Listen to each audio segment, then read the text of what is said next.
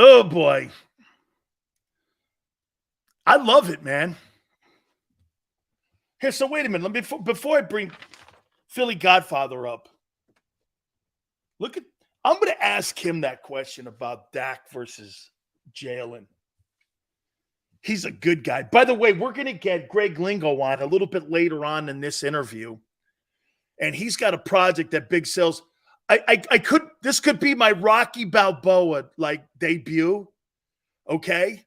So without further ado, let me bring in our friend, the Philly Godfather here. How you doing, brother?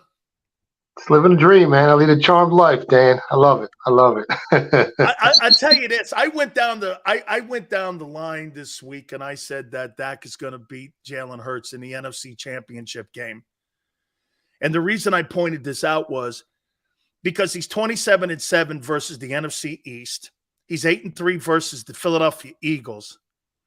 If they get past that wild card, if they get past a divisional game, or if they win home field, see, here's the key for the Cowboys, I think, to make it to the Super Bowl. Godfather, if they win home field, in my opinion, and if they win the division, they're going to go to the Super Bowl because they're going to have to go to Dallas and play Dallas. So how important do you think home field advantage is? I mean, it's huge. We watch it year after year. We saw it last year with the Eagles. I mean, you got to have home field to get to the Super Bowl almost each and every year. And, I mean, the second half of the Eagles' schedule is brutal this year. They're going to play some real top-notch teams.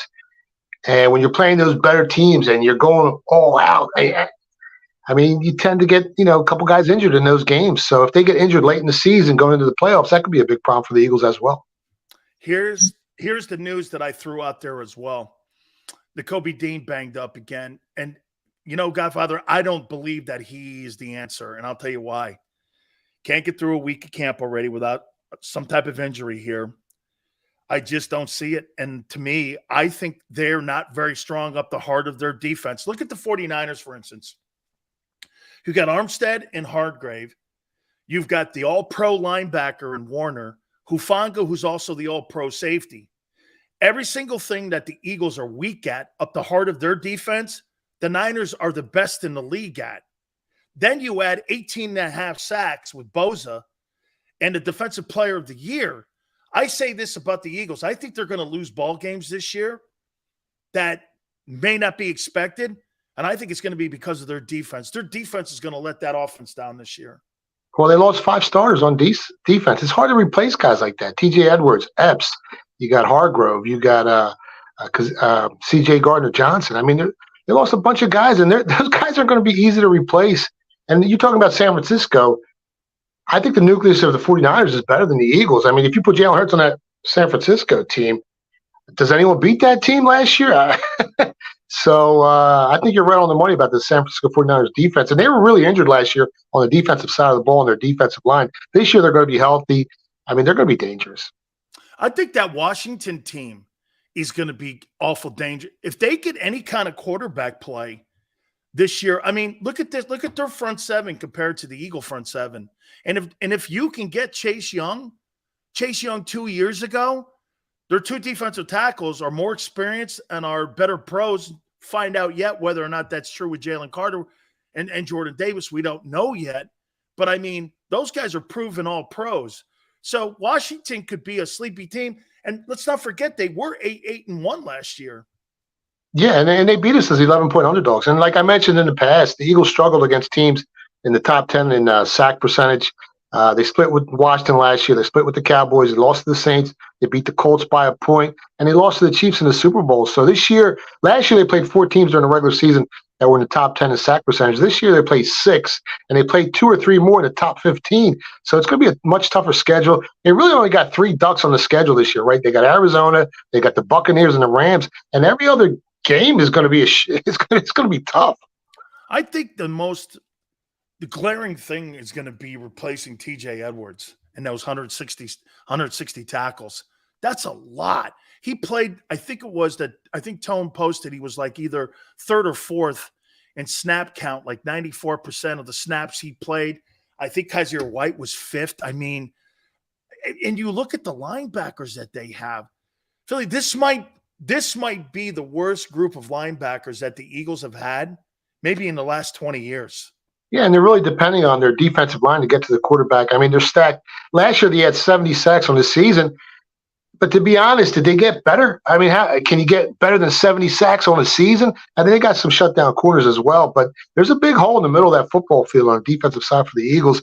And like you said, it's hard to replace TJ Edwards, a guy that played almost every snap on the year. Guy was amazing last year. It's tough. I'm going to ask you one last Eagle, then I want to ask some NFL questions to you here. By the end of the 2023 season, do you think Devontae Smith takes over and passes A.J. Brown as the premier target on the Eagles? Or do you think that's still a work in progress? I mean, they're both electrifying. They're both great. And they're kind of different in wide receivers. One's a little bit stronger. One guy spreads the field a little bit more, a little bit quicker. He could very well become the primary target, but for now, I think A.J. Brown's the man. But you know what? It's a great problem to have. Absolutely. All right. I love doing this with you. Over under. Aaron Rodgers. Over under 3,950 yards passing. Man, he's 40 years old. Offensive line is kind of weak. I would have to go under. Do you think they make the playoffs? AFC's so stacked. I mean, they're favored. Odds makers have a favorite to make the playoffs. I think right around minus 130. Yeah, I don't think they do. It's going to be close. They're going to need the ball to bounce their way. Their defense is going to have to win some games for them. And they're going to need some other teams to get a little banged up for them to kind of sneak in. But, I mean, Miami's going to be a really good. Buffalo, I mean, Buffalo's defense was one of the most injured defenses in the league last year. They're going to be better. Their offense is stacked. Josh Allen is still hungry. He's starving to get to the Super Bowl. There's a lot of good teams in the NFC. It's going to be tough. If they get in, they're going to sneak in. How about this? I see a guy here, and my friend Jameson here says 10-7. I don't think 10-7 gets you in the postseason. In the AFC, in the NFC, that probably gets you in. But in the AFC, does 10-7 get you in? It might not. I mean, you got Kansas City, you got the Chargers, you got the Broncos are going to be better. They were really banged up last year. They got a great coach coming in. Yes. You got the Bills, you got the Dolphins, you got Jacksonville, who no one's talking about, and they could shock everyone and get to the Super Bowl this year at 28-1 odds. There's a lot of good teams in the AFC this year, a lot of great quarterbacks. It might not get you in there. Tua Tagovailoa, over under 3,900 and a half passing yards. If he can stay healthy and plays a full 17 games, I'll go over. Okay. I'll go over. That Dolphin team, in my opinion, look at what they got on defense now, too. They got the kid Chubb from Denver at the trading deadline a year ago. Now, Ramsey's injury is kind of concerning, but I got them as one of the better defensive units also because of their corners that they have and their wide receivers. So the two things they have to compete in the AFC, corners and receivers. Miami's got it. They got a good offensive line, but it all comes down to Tua, doesn't it, staying healthy. Yeah, he's got to stay healthy. And their defensive line played lights out last year. I mean, they got some monsters on that line going after the quarterback. At the wide receiver, they got studs at the wide receiver. All he's got to do is stay healthy. And that's not easy for him. As we all know, he's had some issues staying healthy. But if he can stay healthy and play a full 17 games, they could win their division. Patrick Mahomes, 44,800 and a half yards this season. Do you think that he goes over or under?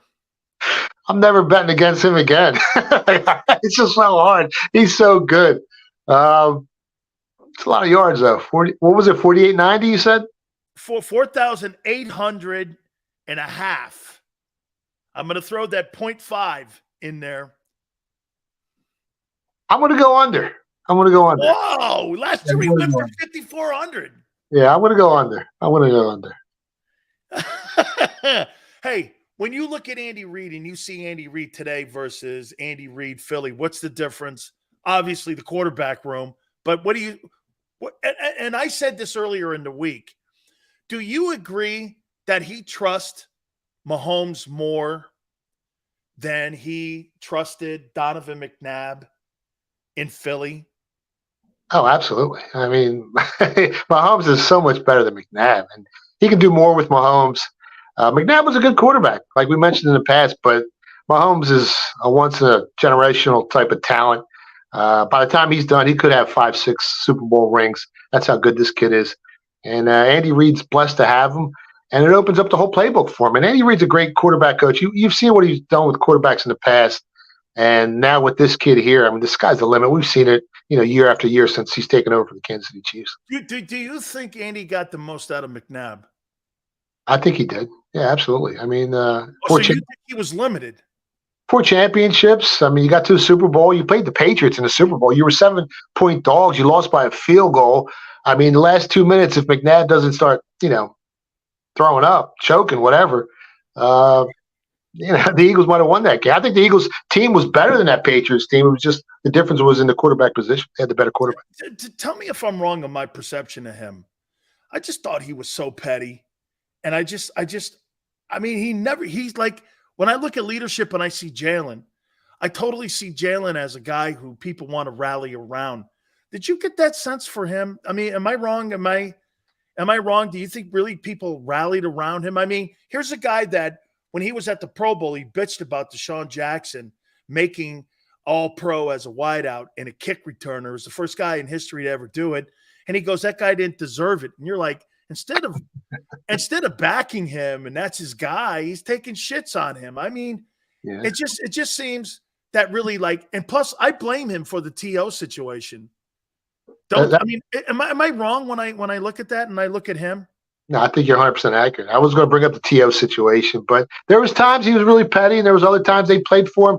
McNabb was he was a tough guy to back when you're on that football team, because behind your back he's talking smack about you, and sometimes in public as well. So it's hard, when you got a team, when you got a chemistry going, everyone's got to be on the same page. Everyone's got to support each other. You're going to war here. And if someone's just, causing some issues in the locker room or just talking smack about you, it really throws the team off. Don't you agree that, I mean, again, I blame him for the team. See, I hear, it's funny because the Philly media people, T.O., he wrecks teams. He divided a locker room. He's a quarterback killer. And I'm like, Jeff Garcia, Tony Romo, are we really talking about the elite guys in the history of the sport? I mean, we're talking about who? Tim Rattay? I mean, we're not talking about superstar quarterbacks that he took a shit on. We're talking about bums. Yeah. And the whole McNabb thing to me was, I look at it this way, Godfather. I'm like, to me, a leader and the guy who's the leader and face of your team, even look at Brady, how he handled Antonio Brown. Look how he handled a murderer in Aaron Hernandez. He had those lockers right next to him because he could keep an eye on him. I think that's a quarterback's responsibility to have to right the ship. Yeah, he's got to, he's got to sometimes bite his tongue. I mean, you got egos, you got T.O., you got McNabb, you got these giant egos. And as a quarterback, you got to be a leader. Sometimes you got to step back and let the other guy shine a little bit. Give him some of that sunshine. You don't always have to have it on you. As long as you lead this team to the Super Bowl, that's all they want. A.J. Brown, over under 950 yards. They got so many weapons on this team. DeAndre Swift. And they got more now. Yeah, and the offensive line, they're still strong. Right guard's a little questionable, but I mean, it's right there. I mean, there's so many weapons. So you don't think he has a career year like he did a year ago with 92 catches and 1,400 yards, whatever it was? See, I don't either. I mean, they're playing much better teams this year. They're playing 7 teams that are supposed to get to the playoffs this year. I mean, the defenses are better. The teams are better. It's right there. I mean, it's right. I wouldn't bet it either way, I tell you the truth. It's right there. How about this? I mean, you're not going against Ed Donatello in Minnesota. You're going against Bill Belichick in the opener. Hey, once again, I'm going to keep asking you this until that opener. I mean, I don't know, man. I may have to drop a couple nickels on that New England team. It's never easy going to Foxborough and beating Bill Belichick. And with that type of pass rush they have, I think they were top 6 last year, top 7 pressure rate, and that bothers the Eagles. I was hoping the line went to 7. Like I said, it's actually dropping the other way. It's down to 4.5. It opened 5. It reached as high as 6, and now it's 4.5. So there's sharp money taking the Patriots at +6, +5.5, and +5. And as we've witnessed in the past, I mean, teams that get to the Super Bowl the following year, the first game of the season, I think they're like 2-8 against the spread over the last decade. So they don't perform well in the market the following year because everyone's betting them. Everyone thinks they're just as good as last year, and then they've been laying an egg in the first game of the season. Tell me why I sit here today compared to like 2017 in the 2018 year. Why am I to believe for the first time in 54 years a team that lost the Super Bowl is going back, and it's the Eagles? Give me one and a lesser defense. I mean, why in the world are people so sold on this? Well, I think the big issue is, I mean, you remember 2017, the Eagles win the Super Bowl following year. They lose a bunch of coaches, offensive coordinator, quarterback coach. 2018, their offense don't look exactly the same. Eagles went to the Super Bowl last year. They lost some coaches again this year. So it's going to take some time for these players to gel with these coaches. And there's, teams seem to underperform after losing the Super Bowl. They call it the Super Bowl jinx. But, a lot of it has to do with players leaving, coaches leaving, and the team's just not the same the following season. Are you sold on Sirianni? I can't say nothing bad about the guy. I mean, at first I was like you. I mean, he was saying some wacko stuff, but like I said before, the proof's in the pudding. The guy just keeps winning. He got us to the Super Bowl. This is the year that to me, this is the year that if they get they just got to get to the playoffs. They don't have to win the Super Bowl. If they get back to the playoffs, then he's a good coach. He proves to me he's a really solid coach. And would you extend him? Yeah, I would extend him. Absolutely. Just get to the playoffs. That's all. Is this Howie's team or Sirianni's team? This is Howie's team. So Howie's the face of the team. I mean, well, the Cowboys, the face of that team is the owner. Yeah, and we've seen how that's worked out for him in the past. Horrible. 20 years. But no, Howie's the man here in Philadelphia, and Sirianni, from what we've seen over the last couple of years, he's done a great job. You can't say one bad thing about him. He makes some funny faces sometimes at the camera, but other than that, I mean, he's got the city rocking. He's got the players playing for him, and they're stacked. I mean, they're stacked on the offensive side and defensive side, but their only hole is in the middle of that defense. The linebackers there's a couple spots in that defense that are questionable, but this is definitely Howie's team. Maybe I take a shit on him because he's a Gator. I don't know. I think there could be there could be some to that, because when I found out that he was a Florida Gator, I was like, oh, criminy, no wonder. I got another one here for you. Travis Kelce, over under 1,150 receiving yards. 1,150 receiving yards, over under. Have you found anyone that can cover him? I mean, who can cover him? He's a matchup nightmare. Who can cover him? There's nobody in the league that can cover him. I'm not betting against him. I'll go over. He's just so good. Unless he gets banged up and hurt, he's going over. You think who would you want on your offense, Gronk or him? Flip a coin. Flip a coin. Gronk. Yeah, but I mean, I think Gronk's the greatest guy I've ever seen. They both had two of the best quarterbacks in the history of the NFL. Great point. So I mean, flip a coin. You can't lose either way. Okay. Hey, one last thing on the NFC East. The Giants, they take a step back, right? I mean, their schedule's really tough. But if you look at I think they were the 3rd or 5th most injured team in the NFC last year. They got a tough schedule. They're in the NFC East.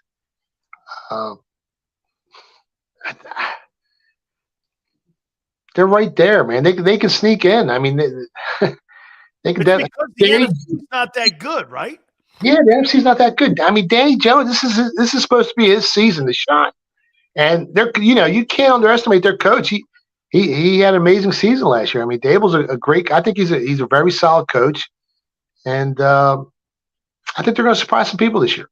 I don't know, Danielle Jones and all that. I don't know about Danielle. I mean, I tell you, I want to see this thing here. Okay. All right. Now listen, I want you to tell folks here, I've been kind of like keeping an I've been talking to some of my Hollywood friends, and they go like this. They go, "Hey, I think you'd be great in this." So tell the folks what you're working on now. And by the way, Greg Lingo, we're going to get him on here in a minute. And as soon as he comes on, we'll drop him on here.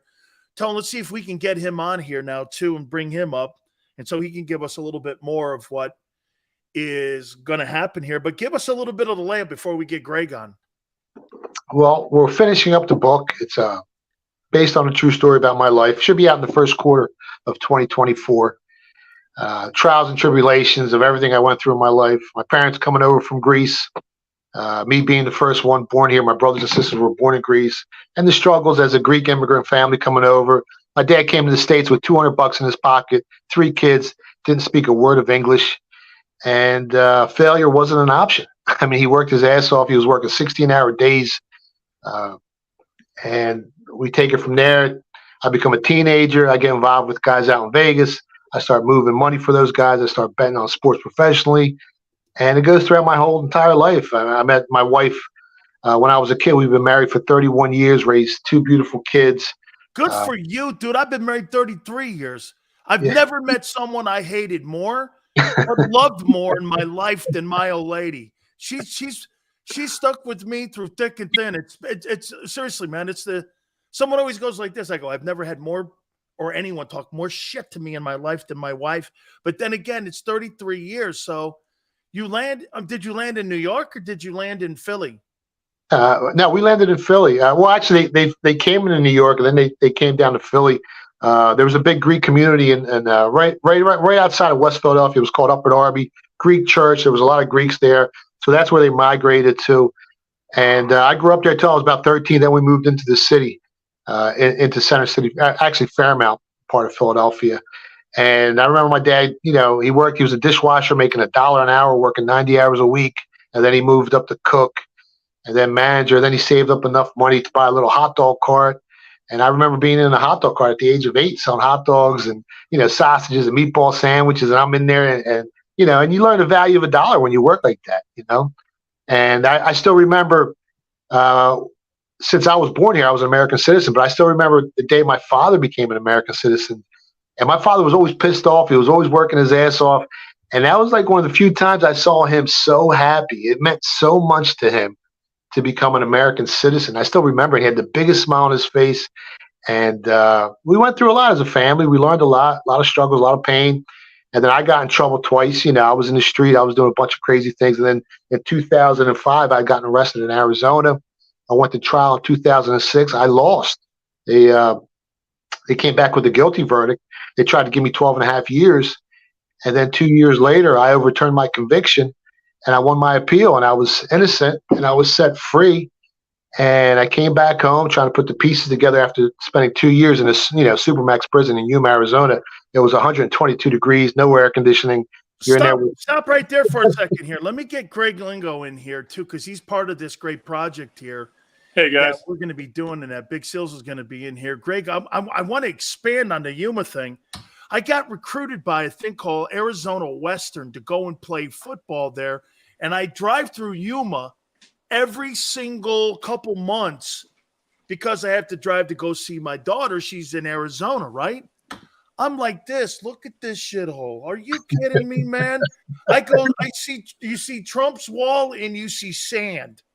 And that's all you see there, man. What an absolute crazy story, but really an inspiring story. And Greg, how'd you get involved with all this? So Steve and I, give us a little bit of the layout on how this is all going to play out. I was releasing my last film called Last Call with Jeremy Piven, and I was talking to Steve. Steve and I went to middle school together. He's a couple years older than me, but we kind of knew each other and ran in somewhat similar circles. And he was helping me kind of get the word out on Last Call. And I said to him, "Hey, like, what have you been up to, dude?" And he said, "Well, I'm just busy." So I said, well, like, take me from middle. Pick it up Because I remember in middle school we you played basketball or whatever. And he said, well, after ninth grade, I dropped out and started boxing, and that went pretty well. And then I started bookmaking, and that went pretty well. And then I was in El Chapo's house. And I'm like, are you kidding me? So so I had to run, he had to run, but we had lunch a couple of weeks later with his son. And we talked for 2 or 3 hours just about this incredible story and this incredible success that, everything that Steve did wrong back then is now legal. Selling marijuana, gambling, sports gambling, it's all fine now. In fact, it's celebrated. So this story, we're excited to tell it. Right now, Steve's writing an autobiography. It's going to be released first quarter of next year. And then shortly after that, we're going to come out with the film. It's really exciting. Absolutely. It's funny. I tell people this. I'm one of the very few people on the planet that has been at the White House meeting Ronald Reagan and also then serving coffee to John Gotti. So, I mean, we all have our things here. I don't know, man. I think Steve and I got a lot more in common than what people are thinking that we have in common here, because that's a great story, because it's really kind of like, the fall and rise, when you're talking about the American story, man. Most people go through trials and tribulations to get where they want, ups and downs. And I mean, that's really awesome. Talk to me more about the movie again and how you guys, is it going to be Philly based? Is it going to be a story based in Philly, or is it going to be a story more around them? It's going to be based on this true story, which is, Steve's incredible, rise again. To the point now where he's just, one of the best sports handicappers in the country. So I think what's incredible about Steve, and he's not going to brag, but just that he was able to get through all this, and it's chaos. A lot of this stuff is just absolute chaos. But at the end of it, he kind of sticks to what he's good at. And it's beyond just, he doesn't just pick sports because he's got a good gut feel. He's very analytical. And he took that same approach when he was dealing weed across the country. He took the same approach kind of with everything he did, this methodical understanding of the key components of it, which makes, I think, the character in the movie just so incredible. I am very thrilled to death to be part of this thing here and inviting us in to be part of this. It's a story that kind of, I understand. When we sit down and we have a couple of cold ones, I think we're all going to be here going like this. This is going to be really good, because I am really looking forward to that. And I've fallen in love with the guy, and I love the story and everything that he does. And hey, man, it's really awesome to meet you, Greg. I really appreciate it. I can't wait for the book. And as we get closer to the book coming out, maybe people can find you somewhere where they can stay up to date with you and what you're doing. Totally, yeah. So my company's Cornell Ventures. We do a variety of things, one of which is, in the entertainment business, and it's incredibly exciting. Are you an agent? No, not at all. Matter of fact, Okay. I guess I'm probably a home builder. No, I kind of stumbled onto this a little bit, but really love it, and I like always like telling stories, and this story is just so impactful and riveting that it's going to be great bringing it to the big screen. Fantastic. Greg, I appreciate it. And it's Thanks, great guys. to meet you. Godfather, we're boys. You know that for life here. Bona fortuna to both of you guys. We'll catch you down the line. I appreciate it. Thank you guys for coming aboard. Take care. You got it. That is Greg and my friend Godfather. Hit the like button. Keep it here on the National Football Show.